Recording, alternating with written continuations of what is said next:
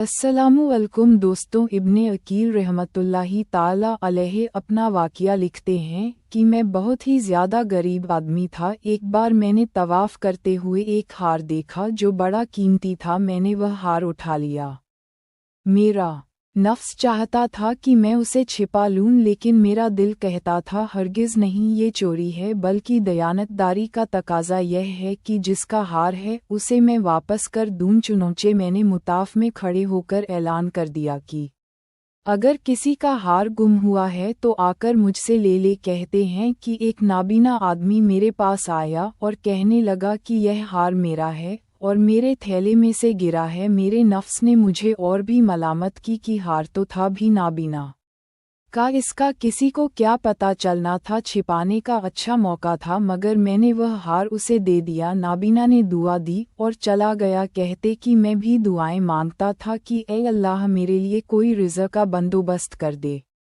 अल्लाह ताला की शान की मैं वहाँ से हल्ला आ गया। यह एक बस्ती का नाम है। वहाँ की एक मस्जिद में गया तो पता चला कि कुछ दिन पहले इमाम साहब फौत हो गए थे। लोगों ने मुझे कहा कि नमाज पढ़ा दो। जब मैंने नमाज पढ़ाई तो उन्हें मेरा नमाज पढ़ाना अच्छा लगा।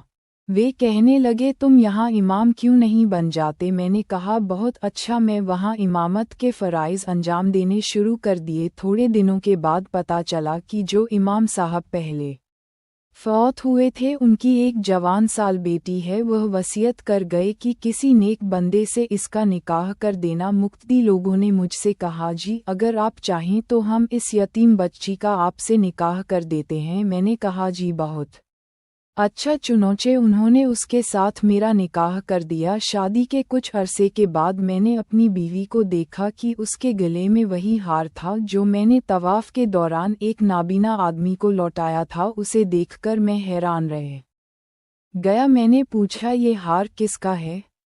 उसने कहा, यह मेरे अब्बू ने मुझे दिया था। मैंने पूछा, आपके अब्बू कौन थे? उसने कहा, वह आलिम थे, इस मस्जिद में इमाम थे और नाबीना थे। तब मुझे पता चला कि उसके अब्बू वही थे जिनको मैंने वह हार वापस किया था। मैंने उसको बताया कि यह हार तो मैंने उनको उठाकर दिया था। वह कहने लगी कि आपकी भी दुआ कबूल हो गई और मेरे अब्बू की भी दुआ कबूल हो गई। मैंने कहा, वह कैसे? उसने कहा, आपकी दुआ तो इस तरह कबूल हुई कि अल्लाह ताला ने आपको घर भी दिया, न घरवाली भी दी और रिज़्क़ भी दिया। और मेरे अब्बू की दुआ इस तरह कबूल हुई कि जब वह हार लेकर वापस आए तो वह दुआ मांगते थे कि ऐ अल्लाह, एक अमीन शख्स ने मेरा हार मुझे लौटाया है। कौमे तबा का इबरतनाक अंजाम। ऐ अल्लाह, ऐसा ही शख्स मेरी बेटी के लिए खाविंद के तौर पर अता फरमा दे। अल्लाह ताला ने मेरे बाप की दुआ भी कबूल कर ली और आपको मेरा खाविंद बना दिया। मुखलिस बंदे का काम अल्लाह ताला कभी